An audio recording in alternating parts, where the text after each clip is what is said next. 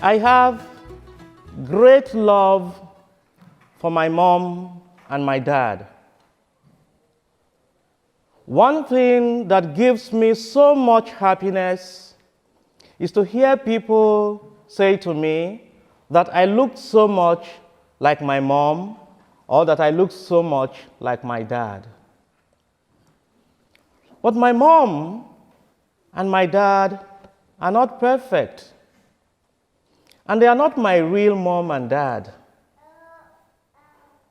They are only standing in for my real mom and dad. God is my real mom and dad.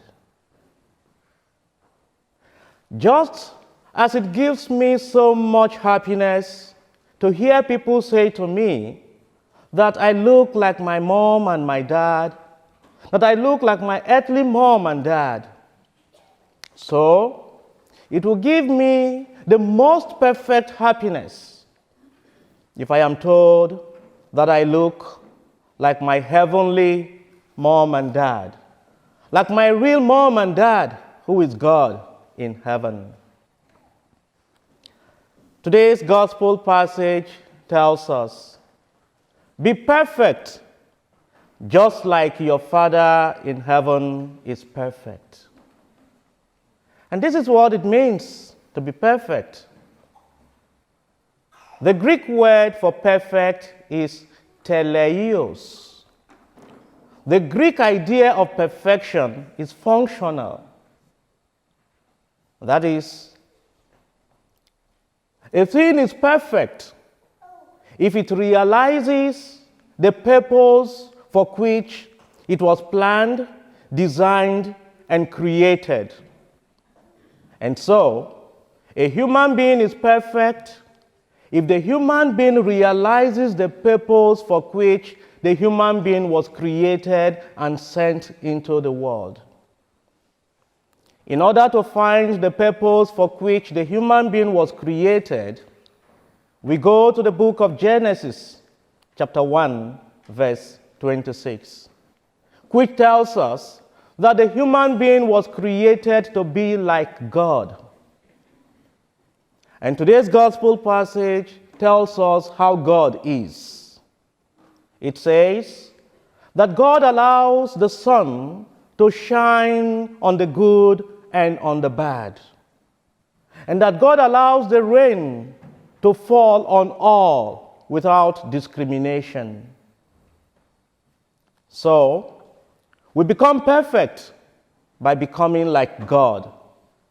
And we become like God when we love all, both the likable and the unlikable.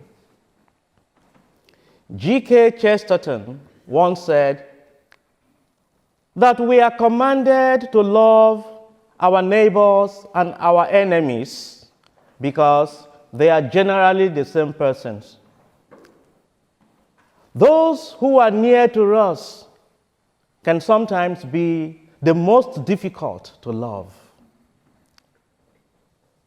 For those who are far from us, when they offend us, sometimes it may not pain us that much. We may not feel it that much. But when our husbands, our brothers, our sisters, our parents, our children, other members of our families, and our friends offend us, it can pain us to the core, and it becomes more difficult to forgive them, and it becomes more difficult to love them.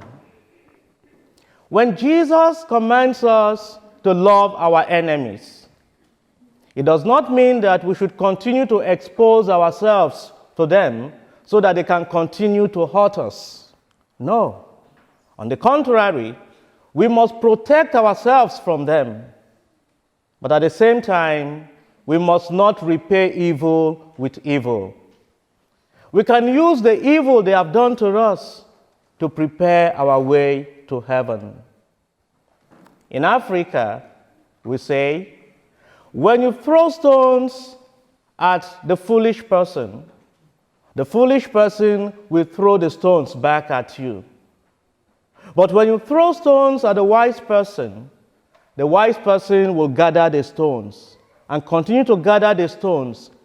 And after gathering enough stones, the wise person will use the stones to build a mansion for himself. Jesus teaches us today a good way to love our enemies. He says, we must pray for our enemies. For it is not possible to pray for a person and to hate the same person at the same time. The prayer I'm talking about is not the kind of prayer that will tell God to destroy our enemies. Jesus teaches us how to say the prayer on the cross when he says, Father, forgive them, for they do not know what they are doing. And Abraham Lincoln once said, I destroy my enemies when I make them my friends. And remember, when you carry anger in your heart against your enemies, it is like drinking poison and waiting for the other person to die. If it is not possible for us to love others for their sake, let us love others for our own good and for the love of God. And so, my dearly beloved in Christ, before I conclude this homily, I would like to tell you something very important. I love you all. If he gets into trouble and you don't try